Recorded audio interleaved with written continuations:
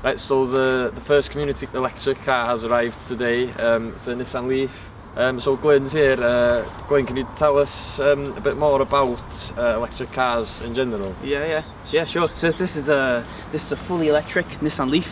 There is no engine in it at all. It's just got a big battery pack in the floor of the car.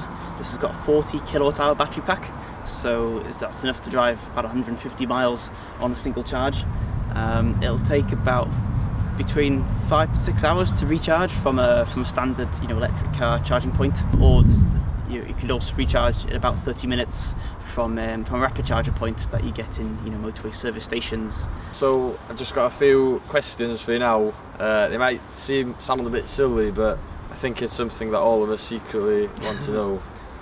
So say if I was driving the car and I wanted to listen to the radio, would that use a lot of the battery power? Simple answer, no. So I can say for sure that having the radio on or charging your phone won't make any difference whatsoever. The same with the lights and the wipers. The amount of energy required is so low compared with driving the car along. It's not worth even thinking about. And what about heating? Say if I was driving in the winter and it was cold and I wanted to turn the heating Yeah, up. so if you want heat, we need to make it using energy from the battery. Having the heater on full in winter might reduce range by about 10 or 15 miles or so, about 10%. Not too substantial, not something you have to worry about.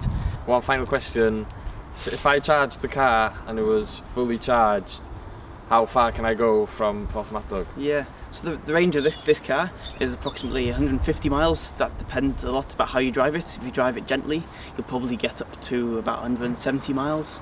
If you drive it really hard or going at high speed, or the weather's really bad, it might be down to about 120 miles or so. So yeah, as I said, this car will be going to Bethesda and then another one will be going to Abergynolwyn. So if you're around both of those areas, keep an eye out for Carwyn and Carwen on the road.